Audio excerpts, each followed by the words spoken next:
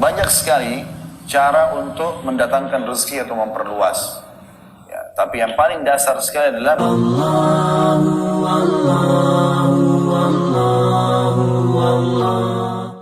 Nabi SAW mengatakan siapa yang ingin dilapangkan rezekinya. Fahami dulu makna rezeki. Rezeki itu jangan selalu relevansinya hanya duit. Rezeki itu luas kan. Semua yang dibutuhkan oleh makhluk untuk kehidupan dunia ini namanya rezeki. Makhluk, bukan cuma manusia. Yang dibutuhkan oleh hewan, tumbuh-tumbuhan, semua yang dibutuhkan untuk roda kehidupan di muka bumi namanya rezeki. Maka cahaya yang bisa menerangi bumi ini sehingga semua makhluk bergerak, beraktivitas, rezeki. Adanya api, rezeki. Adanya air, rezeki. Semua itu rezeki. Banyak sekali. Ya, salah satu substansialnya kalau di alam manusia adalah harta. Tapi banyak sekali selain daripada harta itu bagian kecil. Kenapa saya sebutin ini teman-teman? Karena banyak orang dia tidak merenungi, dia tidak bahkan bersyukur dengan nikmat Allah karena bagi dia itu belum rezeki.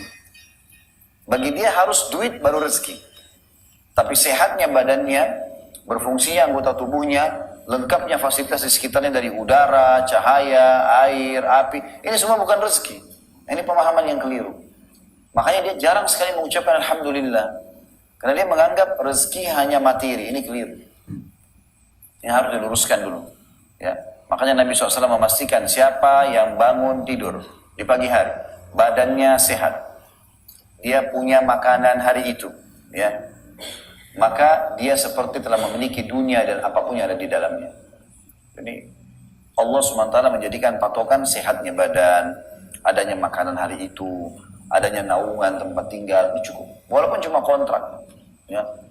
Belum tentu teman-teman orang juga punya rumah besar lalu kemudian bahagia, belum tentu.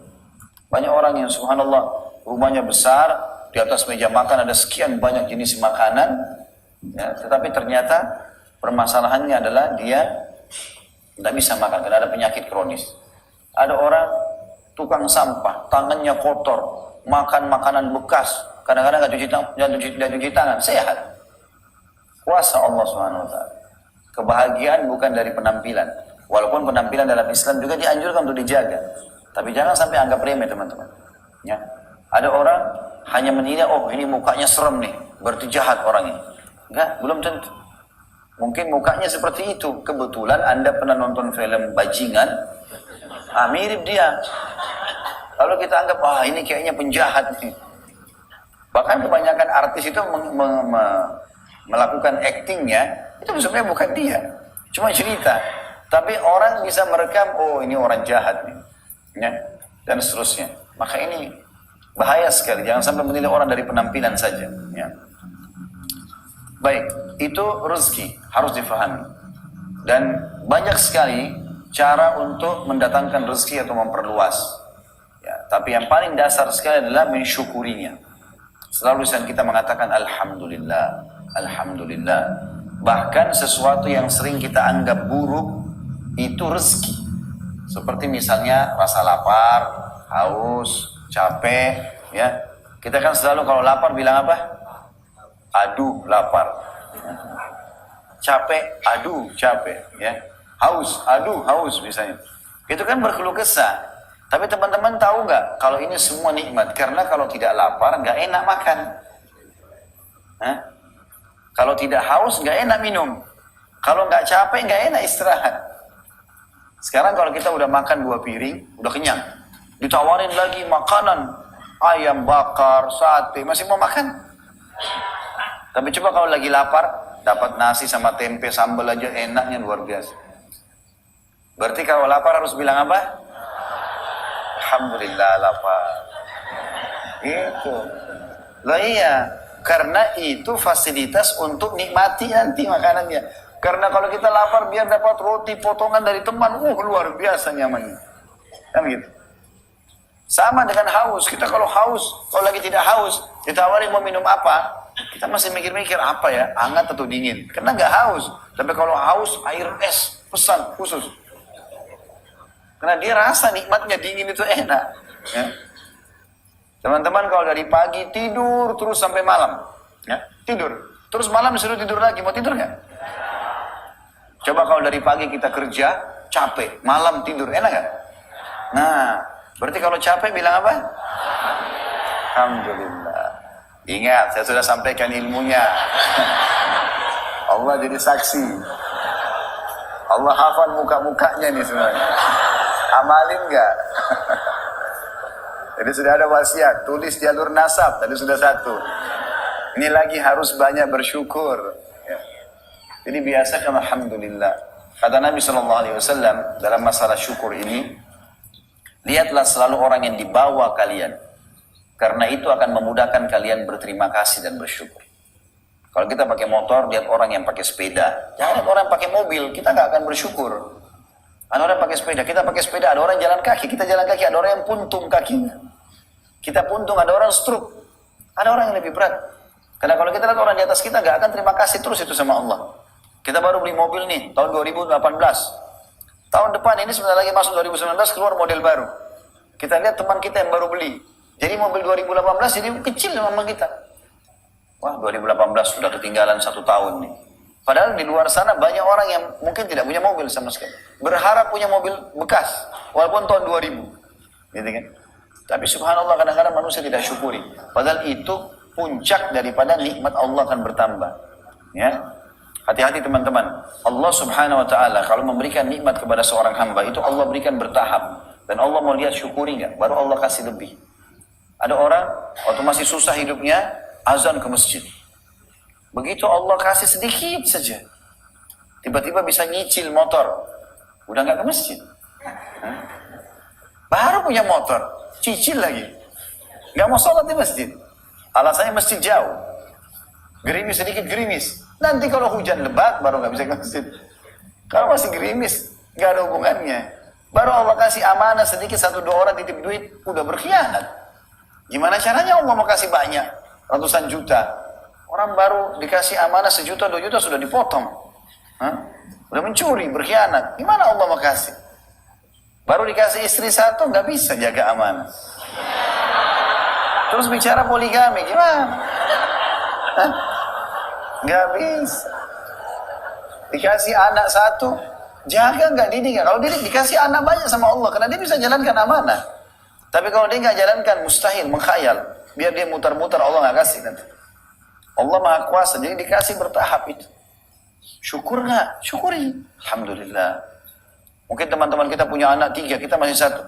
Ada anak, alhamdulillah. Belum punya anak, alhamdulillah. Belum Allah kasih. Insya Allah dikasih, doakan ya. Gitu. Jadi kita tetap syukur ini selalu ada. Karena dia kata kunci pembukanya sebenarnya. Bersyukur nggak? Kemudian masuk dalam masalah memperbanyak rezeki juga bersedekah, berbagi dengan orang. Ini sudah sering kita singgung, ya. Bersedekah, berbagi dengan orang lain, tahu keadaannya orang. Sudah pernah saya sampaikan kisah itu belum? 3 orang yang botak, yang buta, yang kena penyakit kulit. Sudah ya? Ya. Itu kan kok belum? Diulang lagi? Hah? Bapak, ini sesama jenis saya tidak setuju. Karena nggak ada yang nyaut di sini. Ulang atau nggak usah? Oh ya sudah, saya lebih dukung yang sini daripada sana. Nggak adil kok insya Allah. Baik, jadi Allah subhanahu wa ta'ala mengutus sosok malaikat kepada 3 orang dari dulu di zaman Bani Israel. Begitu dalam hadis Bukhari. Malaikat ini mendatangi 3 orang yang diuji oleh Allah dengan penyakit. Yang satu kepalanya botak, nggak ada rambutnya. Yang satu punya penyakit kulit, yang satu buta matanya. 3-3 susah dan selalu dihina orang. Allah datang memuji mereka, datang malaikat tapi sosok manusia. Nanya kepada yang botak ini, apa yang paling kamu suka? Dia bilang, yang paling saya suka rambut saya tumbuh. Dan orang tidak hina saya lagi. Maka malaikat itu mengusap, rambutnya tumbuh. Jadi subur, jadi tampan gara-gara rambut itu. Lalu kemudian ditanya oleh malaikat, kamu harta apa yang kamu paling suka? Dia bilang sapi. Baik, dikasih 1 sapi oleh malaikat tersebut yang sudah bunting. Jadi sapi itu nanti punya anak dan jadi 1 lembah. Banyak sekali. Jadi kaya raya dia. Malaikat ini datang kepada orang kedua yang kena penyakit kulit. Ditanya apa yang paling kau inginkan? Dia bilang sembuh penyakit kulit saya. Ada lagi orang jadi nggak hina saya. Malaikat usap hilang. Lalu ditanya harta apa yang kau suka? Dia bilang unta. Baik, dikasih unta bunting, unta ini pun berkembang biak, punya anak banyak, satu lembah. Banyak sekali.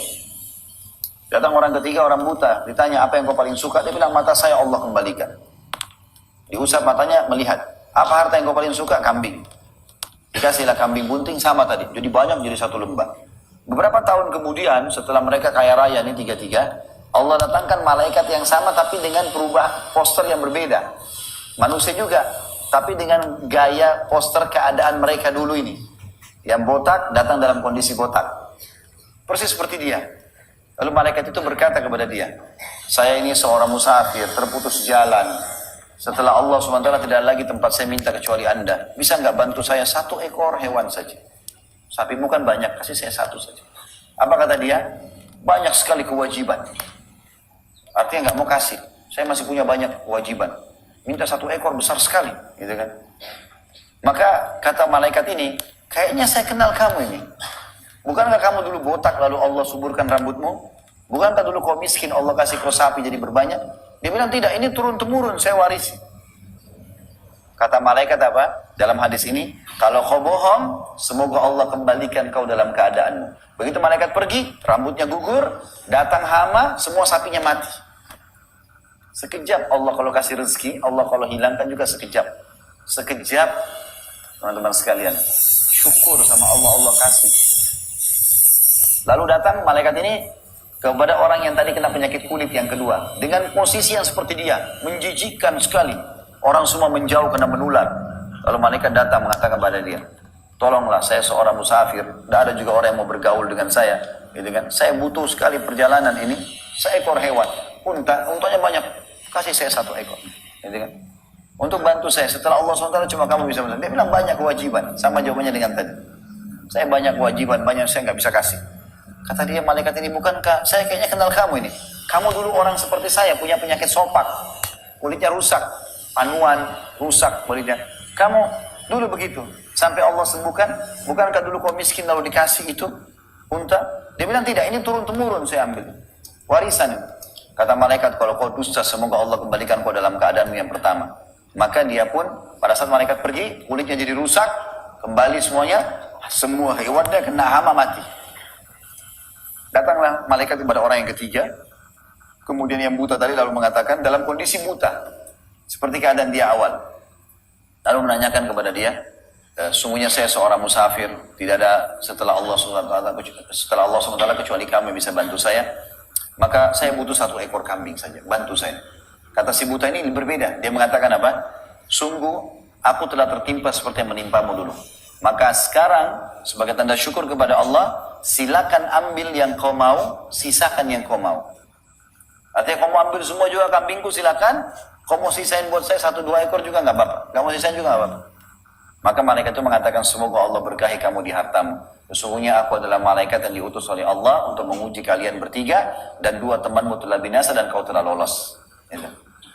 Dari mana kita tahu teman-teman orang miskin yang minta di sebelah kita adalah malaikat? Allahu a'lam. Mungkin Allah jadikan menjelma menjadi manusia, kita tidak tahu. Karena hadis ini menjelaskan begitu kan.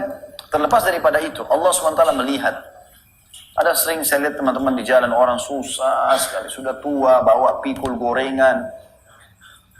Kalau perlu nggak usah beli-beli gorengannya, kasih aja, gitu kan.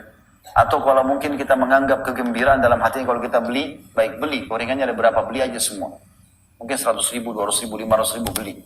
Bagi-bagiin kepada orang lain. Mungkin kegembiraan. Ada satu orang pernah datang di Saudi. Ini toko besar, penjual selimut. Di musim dingin datang satu orang miskin, masuk. Dia cuma punya uang kalau tidak salah 100 rial. Kalau saya tidak salah kisah itu begitu. Selimut satunya, itu harganya sekitar 200 rial. Ini 100 rial, dia bilang sama yang punya. Dia masuk, dia ucapkan salam. Pegawainya, nggak ada yang mau layani. Karena lihat penampilannya dia susah. Terus pemilik toko lihat, pemilik toko datang. Iya, mau cari apa? Dia bilang, saya mau beli selimut. Ya, tapi saya punya uang cuma 100 rial.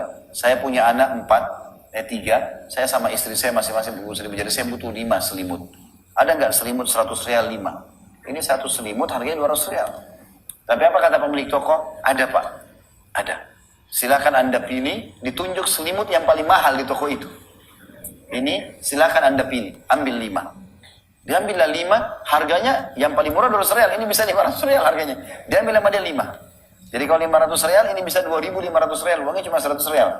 Diambil sama dia, pegawainya semua pada diam, karena tahu ini pemilik toko. Dia yang layani ke kasir, dikasih sama dia, dikasih kresek yang bagus, pergi semua. Udah bawa 5 itu, pergi. Kemudian setelah itu, dia panggil semua pegawainya. Lalu pegawainya, dia bilang, ada yang kalian mau tanya? Tahu ada pertanyaan? Iya. Bagaimana Anda bisa jual kepada dia tadi? Ceritakan kepada kami. Dia bilang, sebenarnya kalian sudah tahu, harga selimut itu mahal. Dan tidak satu saya selimut tidak bisa dengan uang dia. Tapi saya tahu dia orang susah, dia seorang muslim yang butuh. Saya juga tidak mau hinakan dia. Kalau saya bilang nggak usah, ambil saja, nanti dia terhina. Maka saya sengaja terima duitnya, lalu kemudian saya suruh dia pilih supaya dia merasa mulia dengan dia keluar dari tempat ini. Begitu orang memahami bagaimana berbagi dengan orang lain, gitu kan? Jadi kita bagi, beli teman-teman, kasih orang lain. Kita kalau hidup di Dubai sama di Abu Dhabi, repot cari orang miskin. Susah. Mobilnya aja disepuk emas. Susah. Kita di Indonesia kanan miskin, kiri miskin, banyak. Enak. Kasih enak. Pintu surga banyak sekali di kita. Karena kalau tidak ada orang miskin susah kita juga. Nyari pahala sedekahnya dari mana? Sementara itu kunci kita dapat rezeki kan gitu. Jangan lagi dipelintir perkataan saya ini dianggap Indonesia semuanya miskin, tidak. Maksud saya mudah ditemukan, ya kan? Banyak saya kalau pulang pengajian selalu ada saja. Ada sampai subhanallah jalan-jalan tidak ada baju, tidak ada sendal, bajunya kotor, bawa kumpulin sampah. Kesian, anak-anak kecil nggak ada sekolahnya. Panggil tanya orang tuanya di mana, sekolahin, biayai, kesempatan itu. Amal saleh gitu. Jangan cuma oh miskin ya sudah. Untuk apa manfaatnya? Nggak ada manfaatnya. Ya. Yang harus dipahami poin ini. Itu masalah rezeki. Jadi selain bersyukur kita bersedekah, berbagi pada orang lain. Ya. Itu insya Allah 2 hal yang saya sangat yakin bisa memudahkan kita untuk memperbanyak rezeki itu.